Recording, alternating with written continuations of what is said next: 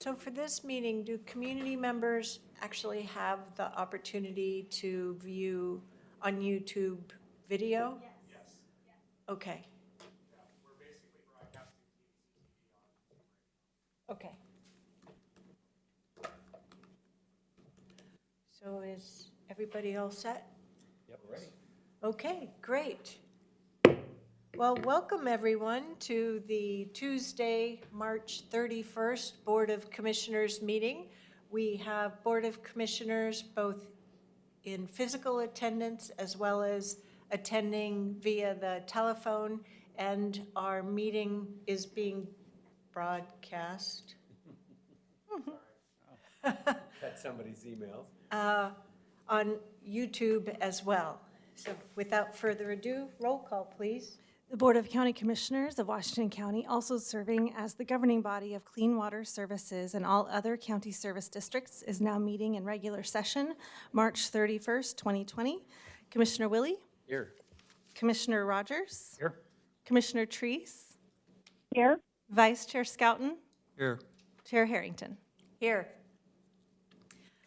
Before we dive into the agenda, I want to announce a couple of changes to the agenda.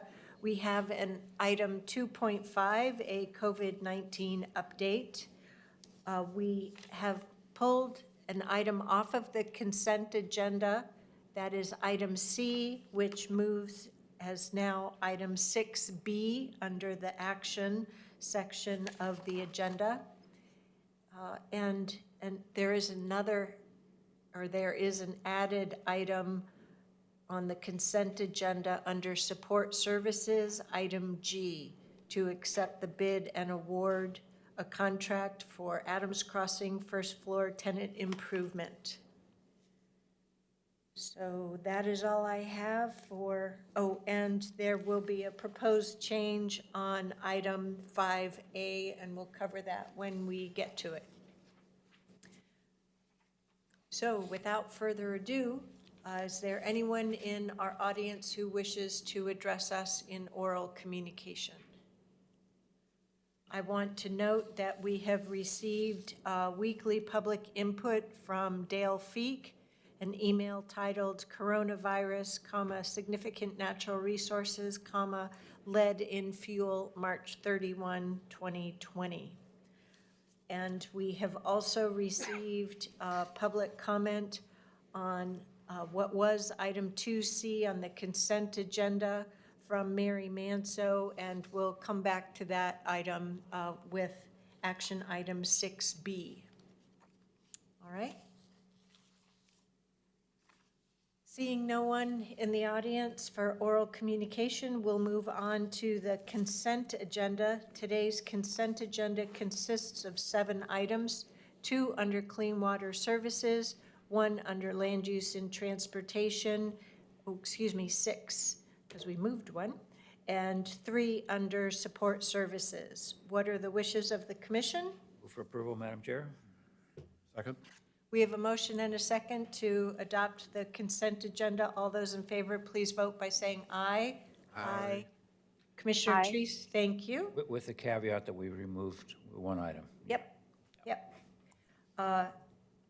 Any opposed? The motion carries unanimously 5-0. So now we'll move on to agenda item 2.5, COVID-19 update. And for this, I'd like to call up Marnie Kyle, our Director of Health and Human Services.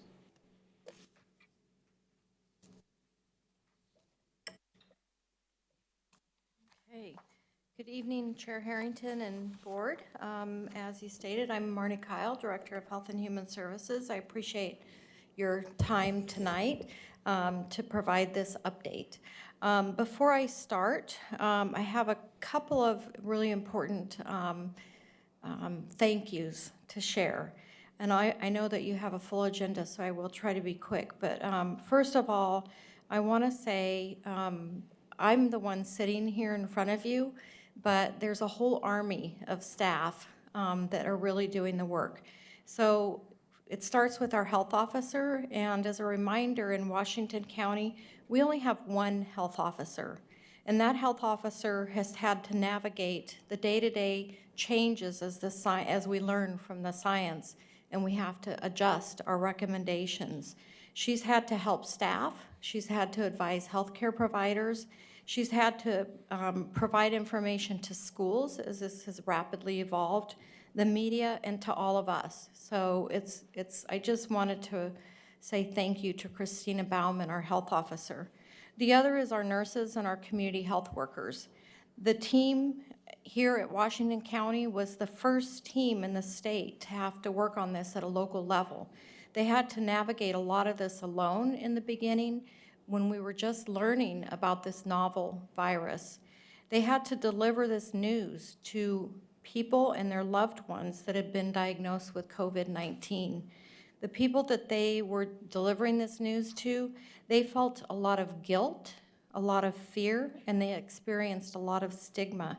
And our staff had to help them to navigate not only the disease and what they needed to do to protect themselves and their families, but all of these other issues because of this is such a new virus in our community.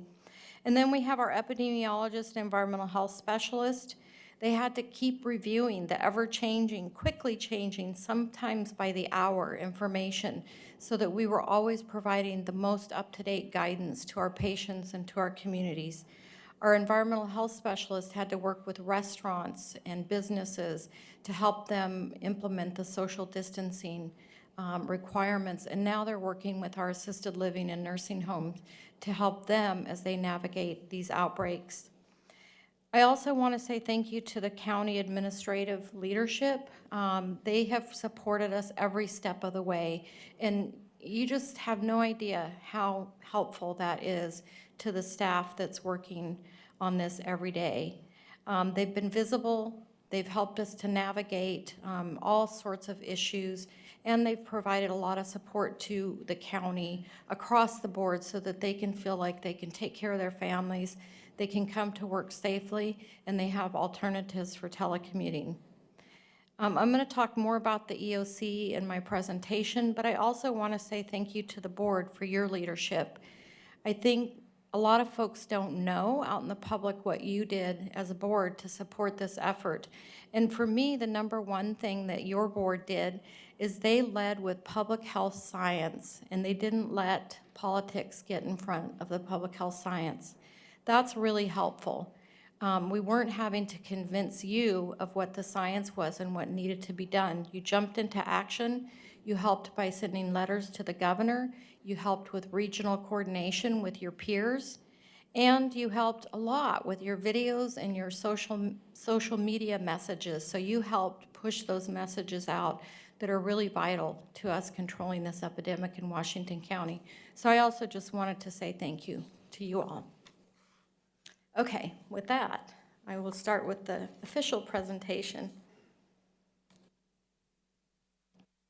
So what I want to do is just provide a brief update of the situation, look at the OHA, the Oregon Health Authority trend projections, provide a review of the Emergency Operations Center that's been activated since March 2nd, and some of the new work that we've incorporated to ensure that we're using an equity and trauma-informed lens, and then just review what our public can do by staying home and staying safe.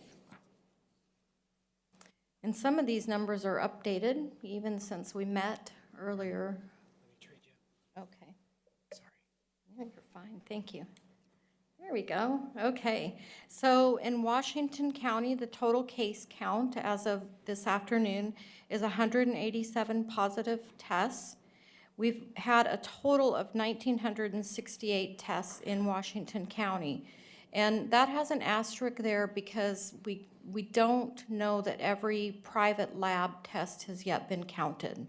So that number can fluctuate within hours. We've had 48 of our residents hospitalized and unfortunately 3 deaths. You can see in Oregon, the case count is up to 690. The total number tested, 13,826. And the total hospitalized reported as of late this afternoon was 154 with 18 deaths statewide. So I'm going to move on to the Oregon Health Authority statewide predictions for May 8th. and these are statewide predictions. So Oregon Health Authority epidemiologists and researchers recently completed a study of the epidemic trends of COVID-19 in Oregon. They provided estimates of current cases. They estimated 800 based on current testing number, the current number of positives, and they predicted the number of cases that would be hospitalized through May 8th. They used 3 levels of mitigation strategy to make their predictions. Before I go into these 3 levels, I want to say the most important message that was repeated over and over in their report is that in order to protect the health of our community, to save lives, and to ensure that our hospitals and healthcare workers are not overwhelmed with serious illness of COVID-19 patients, we must maintain the highest level of physical distancing that was put into place with Governor Brown's order on March 23rd. That's Order 2012. So the summary predictions for May 8th include this aggressive mitigation strategy that I just referenced, Executive Order 2012, and we can expect that if we, as a community, put that in place 90% of the time, 90% of our population, we can expect a cumulative number of 1,000 cases. These are statewide numbers. Just as a reminder, these are statewide numbers. If we only follow moderate mitigation strategies, such as those that we implemented earlier in March, like continued school closures and bans on large public gatherings, the prediction is approximately 6,100 cumulative cases. That number overwhelms our healthcare system. And if we went back to normal and we stopped our current social distancing and went back to opening restaurants and went back to social gatherings, then the prediction is 15,000 cumulative cases. The full report includes hospitalization predictions and it includes confidence intervals. I just gave you the medium numbers. So the full report is shown on the slide here. So what this slide does is show that visually, and I know it might be hard to see, but if you can see the green line, that is the goal. The goal is the green line, and that is full mitigation strategies, complete social distancing, staying at home if you can stay at home, and absolutely not leaving your home, isolating from others in your home if you're ill.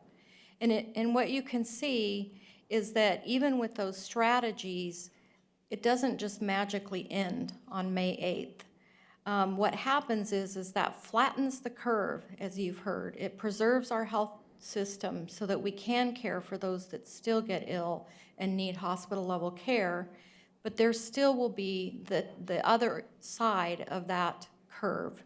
And so it's much slower and a much fewer cases, but it doesn't mean that it ends on May 8th. Okay, so with that, I'm going to talk about what are we doing in Washington County. So in Washington County, we have an Emergency Operations Center. And our Emergency Operations Center has some underlying priorities and some objectives. So our priorities are to support and coordinate efforts to mitigate the impact of disease. That's about saving lives. We prioritize supporting people who are most likely to be heavily impacted by COVID-19 disease with our disease control measures. So that's working with people who are houseless, our communities of color, people with limited English proficiency, and people that are in congregate settings like our long-term care facilities. We need to assess and mitigate the impacts of disease on the community, lifeline, and economics. So what that means is that people that are impacted need to have important daily living resources such as food and safe housing. so that they can isolate. And they also need assistance with other economic impacts. If you're not working for 2 weeks, for some people that means they can't pay their rent and their mortgage. They're worried about their utilities being shut off. And so we're working with them to make sure that they're connected to the assistance that they need so that they can concentrate on recovering and protecting the rest of their loved ones. So the other thing is we need to support and encourage and facilitate and utilize our community's resilience and community support. We're working with hundreds of volunteers, nonprofits, businesses. We're all working together to support the families that are impacted, the families that could be impacted, and to protect our community from further spread and flatten that curve. Also, we want to be inclusive and ensure an equitable response. And so we're always looking to address stigmatization, racism, and making sure that our decisions are equitable and that one community is not impacted negatively. So we're always trying to think through what is the impact of that decision on certain segments of our population.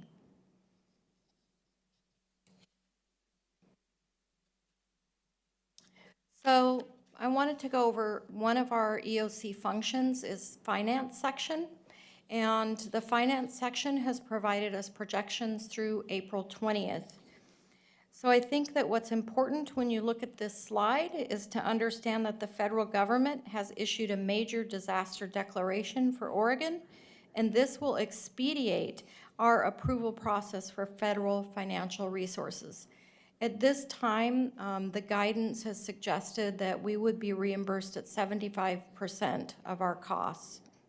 In addition, we've received some public health grants that will help cover some of the cost of our staff and our public health functions, including some of the care that we're providing to people who are positive or people who are under investigation and not able to leave their homes. The other expense is that we have designed a respite shelter that will be available starting on Thursday, and I'm going to talk a little bit more about that when I talk about the services for our homeless populations. And the estimated full cost of the respite shelter, and that includes the contract with the hospital. It also includes things like janitorial services, room cleaning, laundry services, food, all of those things. So that cost is estimated to be about $559,000. So continuing on with our Emergency Operations Center, we have a branch that's called Operations, and this is where a lot of the work is headed. And so I want to talk a little bit about some of that work that's happening right now. So the public health branch is really the branch that's responsible for doing disease investigation, for tracking what's happening with those diseases across our community, where the diseases are, what are the connections, what can we do to prevent further spread. They're also the group that's supporting the people that test positive, their families, the people that are in quarantine and isolation, with meeting all of their daily needs, ensuring that they're getting the medical care that they need, and supporting their families and loved ones. The community service branch is working with all of our nonprofits and businesses to really ensure that their needs are met. So it's a two-way communication. We have weekly calls with local nonprofits and businesses to understand what are their needs, and then we work with them to resolve those needs, whether it's information, whether it's guidance from the Oregon Health Authority, whether it could be something as simple as a letter that they want to send to their constituents or their families. So we're just working to support all of those community organizations within Washington County. We also have a houseless branch, which I'm going to be talking more specifically about. We have an enforcement branch who's really focusing on the governor's order and how do we ensure that people are following that order, that they're staying home, they're staying safe. If they are an essential business, that they are following the social distancing guidelines. And we start in our enforcement branch with helping businesses understand what those guidelines are helping them identify how they can implement those guidelines. And as a last resort, we would move towards citation, but that's really a last resort. And what I'm hearing from that branch is that almost everybody is very compliant. Once they understand what the need is, they're anxious to put it in place because they want to protect their own employees, their own families, and they want the community to get back up and running as soon as possible. And they understand that that means that they need to contribute by complying with these orders. The other branch that we have is the EMS medical branch. And the EMS medical branch is working on the alternative medical sites with the hospitals. They're also managing the growing COVID population of positive persons who don't have a place to go. So houseless folks or others that maybe have a home, but they can't because of the size of the home or the number of people living in the home. They're unable to safely isolate at home and protect their other family members. So they're working with us on finding alternatives for those folks. And then earlier today, I talked about the food mitigation, and we're now calling it Essential Services Branch because it's more than food. So we are certainly continuing to monitor the situation with food and food availability. We're working with Meals on Wheels people. We're working with the any food assistant program. We're trying to get out word about SNAP and that you can use SNAP for online food purchases now. But we're also working with folks to ensure that they can make those rental payments or figure out what they can do to stay in their homes. We're also figuring out what other financial assistance they need and trying to connect them quickly with how do you apply for unemployment quickly? How do you apply for Oregon Health benefit for your medical, to meet your medical needs? And so it's grown to more than the food monitoring to really making sure that all their essential needs are met. And then the equity branch, which I'm also going to talk a little bit more about in a couple slides. So I'm going to try to answer a few questions that have been coming up. One of those questions is about testing. And we get a lot of questions about why aren't we doing more testing? Why aren't we doing more testing in Washington County? Where do I get a test? All of those kind of questions. So although more private tests are becoming available through the healthcare systems and through labs like LabCorp and Quest, we still have a limited supply of tests. And more importantly, we have a limited supply of licensed healthcare providers that can perform the test. And we have we're concerned about the need to maintain enough personal protective equipment so that if we have the surge of patients, that the hospitals, the nurses, the doctors, all the healthcare workers have that personal protective equipment when they need it. Each time a test is performed, it means you have a healthcare worker wearing personal protective equipment. So for that reason, we're asking that people that are not sick, that don't have symptoms, or even those with mild symptoms who don't need to seek higher levels of medical care, not be tested at this time. And I know that that's a tough message. Folks want to be tested. And even we talked earlier today as epidemiologists, if we had the ideal world, we would have enough tests for every single person that wanted a test to get a test, because it does help us to understand the disease and what is going on in our community. But we simply don't have enough. And so we're asking folks, if you're not sick or if you have mild symptoms, to please not pressure your healthcare provider or others to get a test. If you are sick, you should call your healthcare provider and talk to them about whether you need a test and how they want you to come into the office. Please don't just show up at the emergency room or another site. The other thing is you might be noticing some drive-through testing sites out at the Hillsborough Hops field. And so Virginia Garcia and OHSU are providing drive-through testing, but that is not for the general public. It's for their patients who have a doctor's order or for healthcare workers and first responders. If you don't have a doctor's order, you'll be turned away. So the last thing that I'll say about testing is a lot of times people want a test if they have mild symptoms, and right now we just simply don't have enough tests available, as I said, and having that test won't change the course of your treatment. There's no medication. There's nothing different that we would tell you other than what we're telling you now. If you have mild symptoms, you should stay at home. You should isolate yourself as much as possible from other family members, and you should treat yourself kind of like mom treated us when we were growing up and we had mild cold symptoms.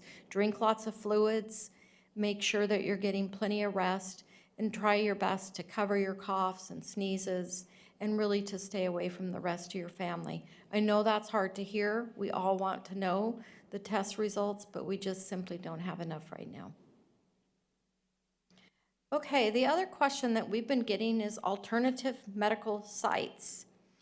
So I do have some new information on alternative medical sites that I'll share with you.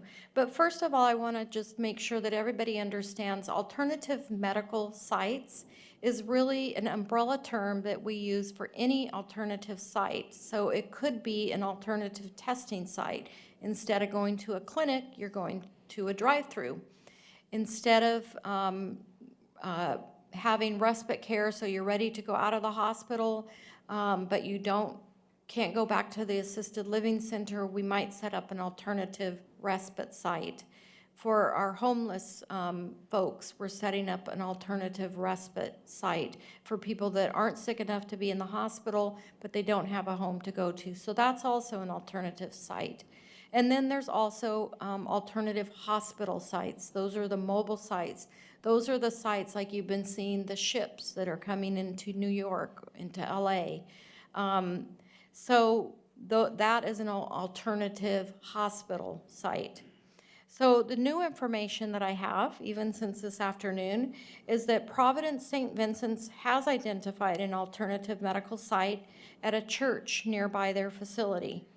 However, they did stress that at this point, based on the projections and based on what they're seeing in their hospitals today, if we maintain the rigorous social distancing and staying home, they don't anticipate needing to use the site based on those current social distancing measures.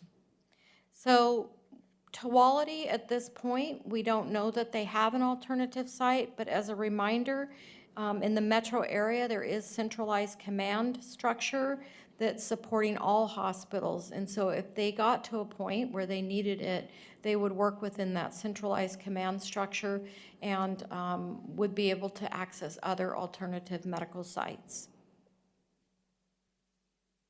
And then I'm going to talk a little bit more about our homeless respite center soon. So business assistance, what I just wanted to make sure that folks know is that we're aware that our community is hurting, and we're aware that businesses are struggling, especially small businesses. So the county has put together a business assistance work group. The business assistant work group is led by John Southgate and Alex Vidal in our county administrative office.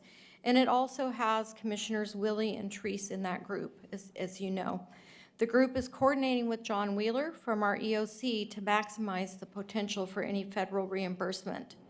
They're focused on supporting small businesses, and they're really looking to ensure that there is a DEI, a diversity, equity, and inclusion component to their planning. So homeless shelters and respite center. Again, an update even since this afternoon. So we have congregate shelters that are in place and some that are continued to be under negotiation but very near completion. In Beaverton, the Elsie Stir site is under negotiation, but the Beaverton Resource Center shelter is currently open 7 days a week through May 31st. Cornelius is very close to completing negotiation with St. Alexander and opening a shelter in Cornelius. And our next priority is planning for a Tiger Tualatin South County shelter. We have also, we're very excited to announce today that we have a respite shelter with the Comfort Inn and Suites in Hillsborough. The respite shelter will house up to 114 people who either have COVID positive tests or symptoms in one part of the hotel, and the other section of the hotel could house homeless who don't have symptoms. The lovely thing about having a hotel is that we can isolate individuals in their own room with their own showers, their own microwaves. People will not be leaving their rooms. They will not be congregating. And it's really a place that if you are COVID positive or symptomatic, the emergency rooms, the hospitals, clinics like Virginia Garcia will have a location where these folks can go and be cared for with dignity while protecting the community and really ultimately saving lives. The respite shelter will open this Thursday, April 2nd. So on to long-term care centers. We're very concerned about long-term care centers. These are very vulnerable populations, and we're very concerned about the staff who are caring for these folks. We do have one outbreak, as you've probably heard, at Regency Park. We also have what we're calling 8 clusters in different long-term care facilities. And what a cluster means is that there is at least one staff person or resident that has tested COVID positive or is symptomatic and suspicious of COVID because other things have been ruled out. So with these clusters, what we're doing in the assisted living centers have been fabulous. They're great partners. They really care about their residents. They're doing everything they can to prevent the spread. What we're doing to support them is we're really looking at when should we test residents and staff. It's not an automatic one person tests positive, we need to go in and test everybody. That doesn't work. It doesn't work because there's an incubation period and you can test negative today and maybe 3 days from now you're sick. And so we have to really look at what's going on in the organization, in the facility, to make the best decisions about who to test and when to do that testing. The other thing is we have prioritized their requests for personal protective equipment. And so we're getting those facilities the masks, those N95 masks that they need, and other gowns and gloves. Also, we've helped them with cleaning, with making sure that they have the ability to isolate ill patients. They're providing meals in rooms. So the patients, unfortunately, are very isolated, and that's really difficult. It's difficult for the families, it's difficult for the staff, and for the people that are isolated in their room. They all have policies of no visitors, no new admission, and staff are not able to work at multiple centers. And we're also helping them with information and to have conversations with family, with the residents, and with their staff, because as you can imagine, their loved ones are very concerned, and so we're trying to support that communication for all of the facilities. We have actually added new staff, including consultants, to the EOC to help with this, and our environmental health staff are also going out and helping with some of these isolation, because it sounds pretty simple, but sometimes it really means rearranging patient rooms and how you're doing patient care. So then on to equity and a trauma-informed lens. So we now have an equity chief officer in our EOC, Pewson Mint, and we're very grateful to the work that she and others, our public information staff and Pewson, have done. So one of the things that we've done is working with Western Farm Workers Association. We've been able to visit plant nursery workers and some of our migrant camps that have year-round inhabitants. We provided food, personal hygiene supplies, and COVID-19 prevention information. We also send out bi-weekly email to over 350 partners in both English and in Spanish, really asking what are their needs and identifying those needs and then providing them the resources that they've requested. We're also sending bi-monthly surveys to our community organizations, the same 350 organizations, again, asking them what do they need from us so that we're in constant communication. We've done paid Facebook ads in Spanish and in English to try to help get information out. We've done mailings and check-ins with the partner organizations. And then as far as our trauma-informed lens, as you saw in the beginning when I talked about the staff and all that they're facing, we wanted to make sure that staff are taking care of themselves. Some of this work is emotionally difficult. People are angry because we can't do everything as quickly as they want. Patients are afraid, and we're trying to give them reassuring information, but our staff are hearing about all of this. One of the stories that I wanted to share with you to show you how far-reaching this is, our medical examiners had an infant death, and the family was trying to find a funeral home so that they could go through the grieving process, and all the funeral homes were afraid. The infant had respiratory symptoms. They thought maybe the infant had COVID, and the family was running into barriers. Our medical examiners found out that the child was not COVID positive, was able to share that information, and was able to work with the family to find a funeral home so that they could begin the grieving process over their infant child. So this can be really, really tough work across the department and across the county.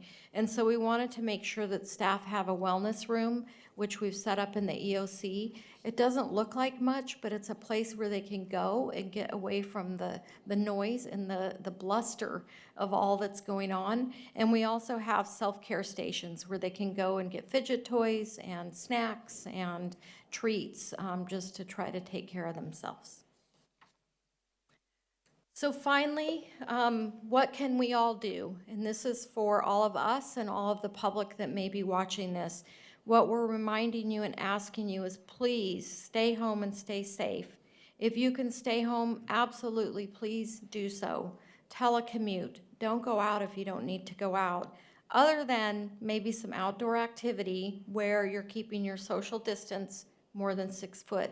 So if there's a trail that's not heavily doesn't have a lot of people, then get out and take a walk, enjoy the outdoors, but please keep that 6 feet of distance from anybody that's not in your immediate household.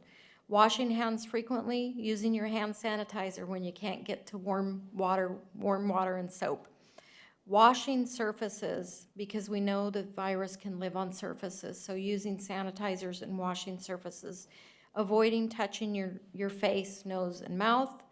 Cover your coughs and sneezes. I know that our kids are really good at that. You can see they're just automatically not using their hand, but using their coat or into their coat if you don't have tissue available. And then, I can't say this enough, stay home and avoid others if you're sick. Even if you have mild symptoms, please stay home and avoid others. Our public information officers and all of you are really working hard to get that message out, so we appreciate them and the work that you're doing. And with that, I would answer any questions. Commissioners, any questions? No, that was an excellent presentation. It was very good. Thank you. Thank you. Thank you. The reason we don't have any questions for the viewing audience, it's the second big presentation today and relatively the same information. You guys are doing terrific. Yes, thank you. Thanks for Commissioner all your Treese, do you support. have any questions or comments? I don't have any questions. Thank you, Chair, but I do want to once again thank Marnie and her staff for all the work that you're doing and the hard work, the emotional work, and I just couldn't be more appreciative. Thank you very much. Thank you. I'll pass that on to the staff. I would just like to add to you and all of the staff, not just staff who are involved with the EOC, but to staff all across the organization. Thank you for helping us make public health informed decisions, but also to continue our work together. The work that Commissioner Willie and Commissioner Treese have done with John Southgate and Alex Vidal on scoping out a business assistance program, doing research and practicing the art of the possible. We were able to go over that in work session today, is just an example of the kind of ideas that we're trying to explore and run with as our community is faced with a tremendous crisis here that none of us have had to deal with on this scale, with the uncertainty. I'm really looking forward to using this base case information, as you showed us in the charts, having perhaps a flatten the curve peak around May 8th. That's 9 weeks from the behavior change date. And if we take the flip side of that, another 9 weeks, that takes us out to about July 10th. So it's like, okay, we've got a few months of this if all goes well. And, you know, it may not, but at least now we have a set of information that can be modified and that we might be able to hold out some hope for and look forward to, as opposed to just the great unknown and uncertainty. One thing is clear, we're all in this together. Staying home, saving lives is what it's all about, and that's our top priority. So thank you again for all of your work. Thank you. Madam Chair, just to show a little appreciation, item 6 tonight's an action item that should be relatively short, and Marnie and crew have been working endless hours. I suspect she'd like to get on the road, so if the board would indulge, it'd be nice just to take that item and allow you to get home.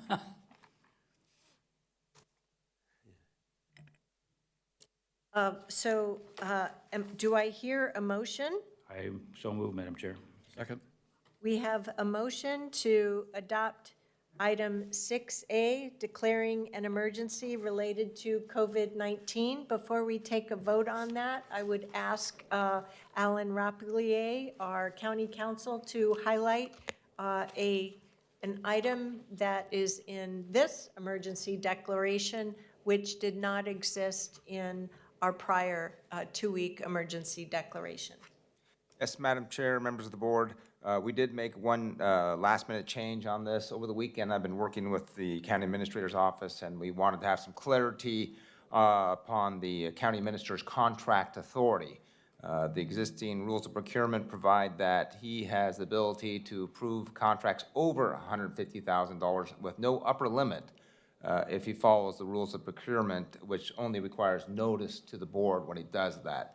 And so we wanted to give some clarity to that, so we added this one last resolution section where the declaration provides him authority of up to $500,000, and then he will also follow the emergency rules of procurement procedures, which require him to notify the board when he does that. So we've, working with the county administrator, we believe that $500,000 would be give him quite a bit of latitude to respond to the emergency, and any contracts above $500,000 would come to the board.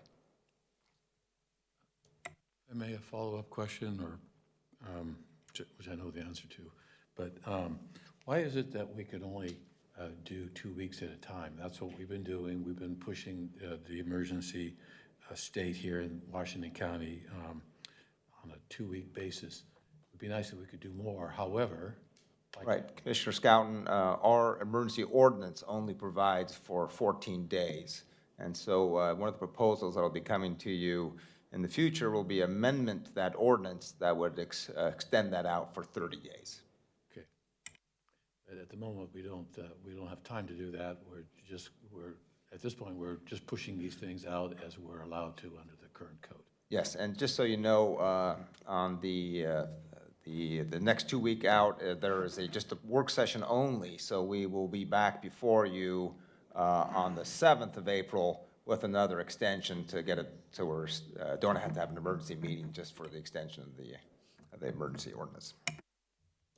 So with this motion, we would be declaring an extension of the emergency for an additional 14 days under Washington County Code Chapter 8.36 to support response activities to COVID-19. And this particular declaration would take us out to April 16th of 2020. We have a motion and a second. All those in favor, please vote by saying aye. Aye. Commissioner Aye. Treese, thank you. Any opposed? The motion carries unanimously 5-0. All right. Well, we'll pick back up with our published agenda. The next item on the agenda is to proclaim April 2020 Fair Housing Month in Washington County. So could we ask the recorder to read that proclamation, please? Yes, proclamation, Board of Commissioners for Washington County, Fair Housing Month, April 2020. Whereas the year 2020 marks the 52nd anniversary of the passage of the Federal Fair Housing Act, Title VIII of the Civil Rights Act of 1968, as amended, and whereas this law guarantees that housing throughout the United States should be made available to all community members without regard to race, color, religion, gender, familial status, disability, national origin, and whereas Oregon Fair Housing Law guarantees that housing throughout the state of Oregon should be made available to all community members without regard to marital status, sources of income, sexual orientation, including gender identity, and survivors of domestic violence. And whereas equality of opportunity for all is a fundamental policy of this nation, state, and county. And whereas barriers which diminish the rights and limit the options of any community member will ultimately diminish the rights of all community members. And whereas only with the cooperation, commitment, and support from all of the residents of Washington County can barriers to the enjoyment of this and the other aspects of equality of opportunity for all be removed. Now therefore be it resolved that Washington County's Board of Commissioners hereby proclaims April 2020 to be Fair Housing Month and encourages all community members of our community to support and endorse fair housing, reaffirm their commitment to fair housing for all, and wholeheartedly recognize these rights and responsibilities throughout the year. In witness whereof, I have hereunto set my hand and caused the seal of Washington County, Oregon to be affixed this 31st day of March 2020. Any questions or comments from commissioners? Good words, we should adopt them. I agree. We have, should I take that as a motion and a second? I'll second it. All those in favor, please vote by saying aye. Aye. Commissioner Treese? Aye. Any opposed? The motion passes unanimously 5-0. And next, we have a proclamation to proclaim April 13th through April 17th of 2020 as National Community Development Week in Washington County. Commissioner Treese, could you do us the honors of reading this proclamation? Thank you, Chair. I will be happy to. I'd also like to say that I'm reading this with due respect to Jenny Proctor and her staff and my fellow members of the Policy Advisory Board. Whereas the week of April 13th to April 17th, 2020 has been designated as National Community Development Week by the National Community Development Association to celebrate the Community Development Block Grant, or CDBG program, and the Home Investment Partnerships, or HOME program, and whereas the CDBG program provides annual funding and flexibility to local communities to provide decent, safe, and sanitary housing, a suitable living environment, and economic opportunities to low and moderate income people. And whereas the Home Investment Partnership, or HOME program, provides funding to local communities to create decent, safe, affordable housing opportunities for low-income persons. Nationally, over 1 million units of affordable housing have been completed using HOME funds. And whereas over the past 5 years, our community has received a total of $11,877,608 in CDBG funds and $6,744,604 in home funds. Now, therefore be it resolved by the Washington County Board of Commissioners that it hereby calls on Congress to recognize in its fiscal year 2020 budget deliberations the cost effectiveness of the CDBG and home formula funding programs in creating sustainable communities. Be it further resolved that the Washington County Board of Commissioners urges Congress to recognize the outstanding work being done locally and nationally by the CDBG and home programs by supporting increased funding for both programs in fiscal year 2021. In witness thereof, I hereto set my hand and cause the seal of Washington County, Oregon, to be affixed this 31st day of March 2020. Any questions or comments from commissioners? I would so move, Madam Chairman. Second. We have a motion and a second, and I would just like to add a comment that the text of this proclamation is an example of why it is so vitally important that each and every person, every household in Washington County, no matter what your style of home is, please be counted in Census 2020. Tomorrow is the official kickoff of Census 2020, also known as Census Day. And one of the factoids that I've learned on this year's program for Census 2020 is that for every 100 people that are not counted in our community, it costs the community $1.2 million of missed funding opportunity. Which includes community development block grant and Yes. in this proclamation. Exactly. So these are really vital programs that do tremendous things in our community. So I just wanted to make those comments before our vote. Okay. I would just And add the Chair- further comment. I very much appreciate Commissioner Teresa's picking up the banner for the board. I had also spent some years with the Policy Advisory Board. These are great programs because they provide a great deal of flexibility and allow the local community through their electeds across all the mayors and the commissioners to make decisions about projects that really matter to the community and have a great deal of flexibility as to how that money is spent, which is not typical of federal programming. So, Commissioner Treese? Thank you, Chair. If I could just one more time send out a thank you to Jenny Proctor and her staff, and also to the Policy Advisory Board, because we work very hard going over the communications plan, but also through the work on the applications. It's a very intensive process. There's a lot of work that goes into it, a lot of thought, and I can tell you that all of the members of the board, as Commissioner Scouton will attest, have their hearts right in front of them as they go through this. So thank you to everybody. All right, we have a motion and a second to proclaim April 13th through April 17th of 2020 as National Community Development Week in Washington County. All those in favor, please vote by saying aye. Aye. Commissioner Treese? Aye. Any, Yes. Aye. you're doing great. Any opposed? The motion passes unanimously 5-0. Next, we'll move on to boards and commissions.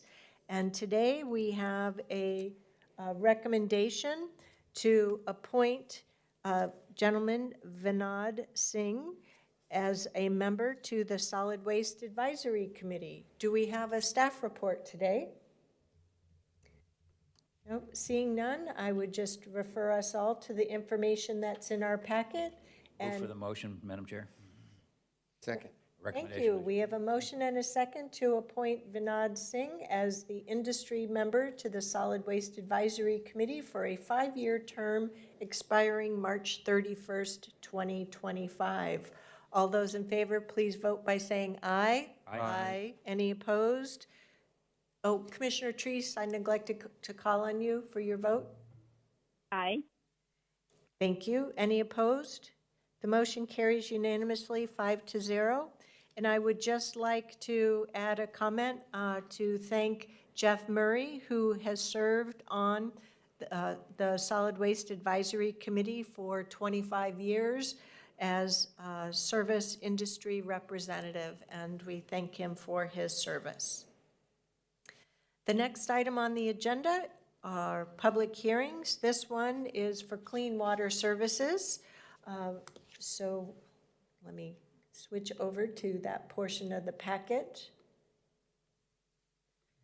So today we're going to have a public hearing and then continue this item to a future date of May 26th, 2020, after we consider testimony received. Given the situation of COVID-19, we thought it would be best to open a public hearing today and then continue the public hearing so that the community has the opportunity to have input on this before we adopt the resolution and order to levy the assessments for the Moss Street Sanitary Sewer Local Improvement District, project number 6984. I'm looking over to Mr. Jerry Linder, the attorney for Clean Water Services. I do want to add two things. One, the community that the LID members are in, they've been informed of this new date that we hope to set tonight. Also, at the May 26th meeting, we would be putting a full staff report in front of the board and the community. Okay. And that meeting will also be an evening meeting, just like this one is? I believe May 26th is an evening meeting, yes. Yep. Okay, great. So there is information in the packet right now, the resolution and order and the attachments. What we currently do not have in this packet is the staff report, but that staff report will be available in the packet 1 week prior to the meeting, May 26th. Yeah, there'll be a revised resolution order. And actually, this packet does have a staff report in it, but we'll give an oral staff report. And then the R&O will be revised to reflect that the meeting was moved to that date and all the appropriate updates will be made. Okay, great. I didn't recognize the attachments as a staff report document, my error. All right, well, without further ado, we're going to open a public hearing. I don't see anyone in the room to testify in today's public hearing. Do we need to take a motion to continue the public hearing, or do I just need to announce it? I think we should take a motion to continue it to May 26th. Move, Madam Chair. Second. We have a motion and a second to continue today's public hearing period, opening it today and continuing it to date certain of May 26, 2020. All those in favor, please vote by saying aye. Aye. Commissioner Treese? Aye. Any opposed? The motion carries unanimously 5-0. Terrific. Thank you for walking us through that. All right, next on our second action item, we had an item that had been on our consent agenda to vacate a temporary emergency vehicle access easement known as vacation number 562. There's Mr. Roberts. Given some constituent communication on this item, I asked that this item be pulled from the consent agenda and that we have a staff report here in the meeting. So we have two speakers here. I'll turn it over to you, gentlemen. Great. Thank you. Stephen Roberts, Land Use and Transportation Director. I'm going to introduce Stacy Shetler, our county engineer, and I'm going to have him sort of walk us through. We have a brief PowerPoint that we'll share with you, and then we're happy to answer any questions that you have. So good evening, Chair Harrington, Commissioners. Again, I'm Stacy Shetler, County Engineer. And a petition was received by the board to vacate a temporary emergency vehicle access easement. So the development name was Bethany Abbey Heights. It was one of the first plats along Shackelford Road. The plat recorded in 2015, reserving an easement for an emergency vehicle access. It's circled there in red on your graphic there. That easement was in effect until construction of Madrone to the east. Madrone is that backward S-shaped road just to the north of the easement there that's circled. And the reason for that temporary easement was due to the length of that little spur road. So fire trucks would have a hard time backing out of that. So this is a zoom in of the temporary emergency access easement. The petition was signed by the 3 adjoining properties, lot 11, 39, and 10. The petition was signed by all 3 of these. I think I mentioned that. A vacation will clear the title for lot 11 to develop. This is an aerial view with the emergency vehicle easement area shown in hatching.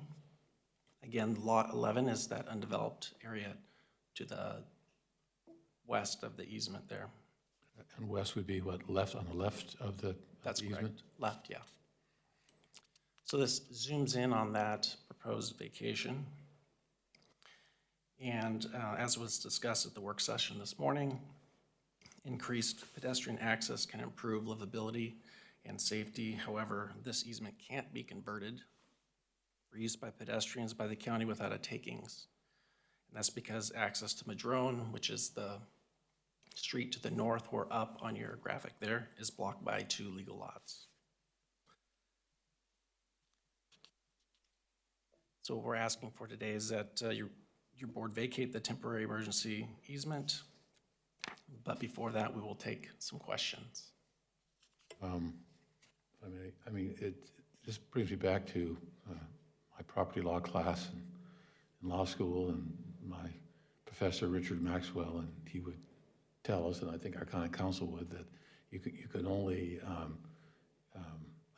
you can only use whatever rights you had to begin with, and even if we wanted to, we never had the property rights in an easement for access for pedestrian use. It was only for emergency vehicle use.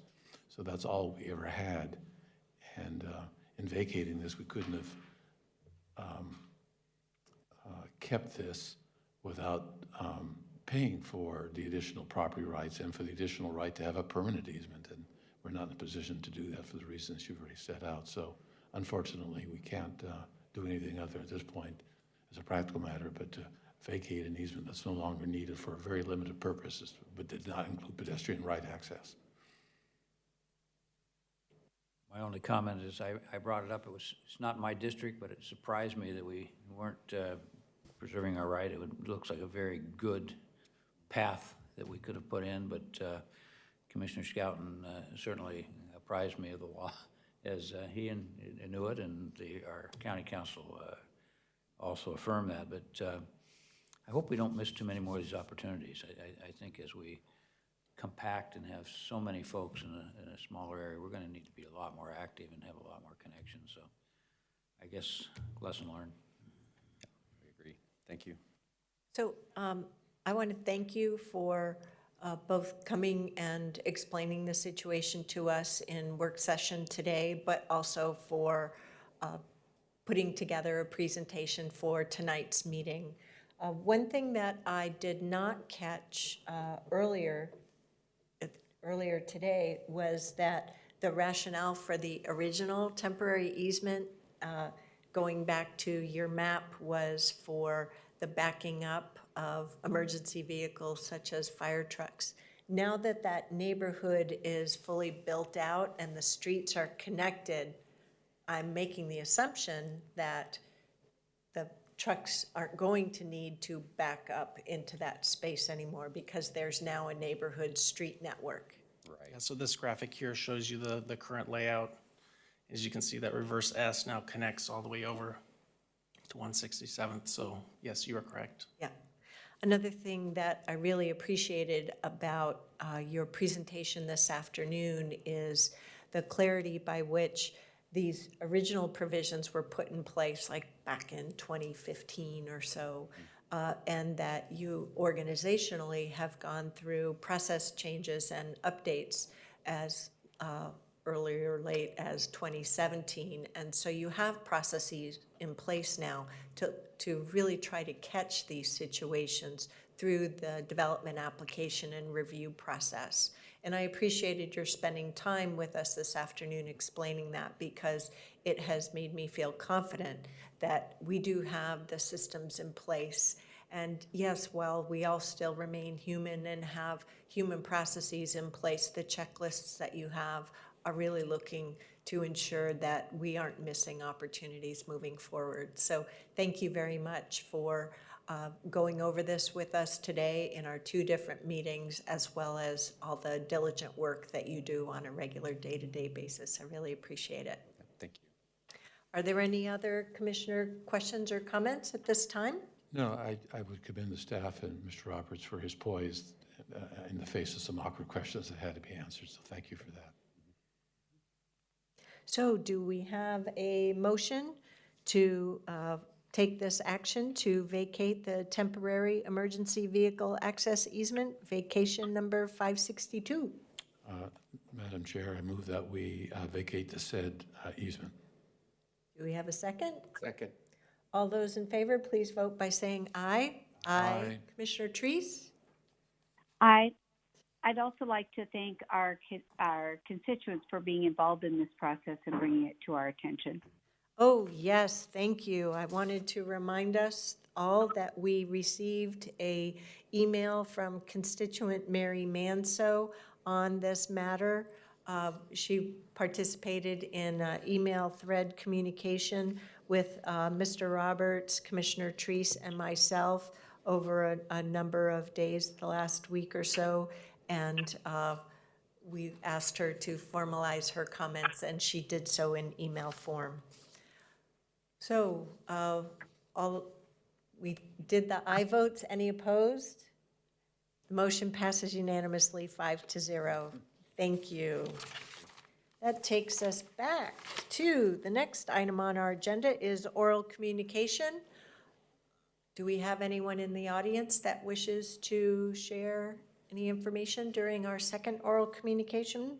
Nope, seeing none, we'll move on to board announcements. And as is usual, the announcement of our next set of meetings. Next Tuesday, April 7th, we have a morning work session right here in the community auditorium. And then we have a board meeting at 10 a.m. The following week, the 14th, we have an extended work session, and then our packet continues to notice and publish that we have a pair of meetings on Tuesday, April 21st, and again on Tuesday, April 28th, with the business meeting on April 28th being in the evening, just like tonight. Are there any other commissioner announcements? Seeing none, do we have a motion to adjourn tonight's meeting? Move that we adjourn our meeting for March 30th. First.